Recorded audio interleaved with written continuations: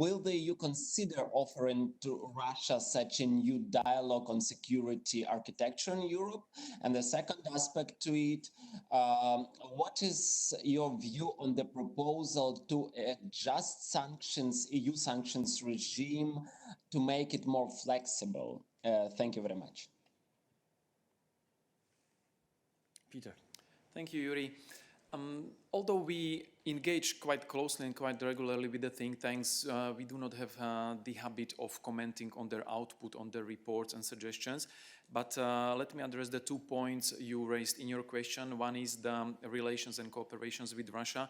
The EU policy towards Russia is based on 5 principles which were agreed by the EU member states based on the developments mostly linked to Ukraine back in 2014. So one of these principles is saying that we cooperate with Russia where there is clear interest for the EU to do so. However, there is also another principle which says that any substantial change in our policy and in our cooperation, in our dialogue with Russia, depends on the full implementation of the Minsk agreements. This is very important for us. Now, when it comes to sanctions, the reason why they are in place in relation to Russia is the breach of international law, namely or notably with the illegal annexation of the Crimean Peninsula, and also due to the destabilizing actions of Russia in the eastern part of Ukraine.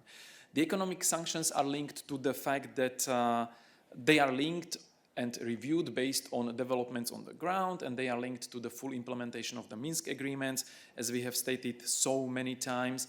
So I would just underline and repeat that although the sanctions are constantly under review, this review is conducted based on developments on the ground and demonstrable and visible, tangible changes in Russia's behavior in these policy areas to which the sanctions are linked. And needless to say that the sanctions regime and everything what has something to do with sanctions is on the side of the Council. That means is being discussed and decided by the member states.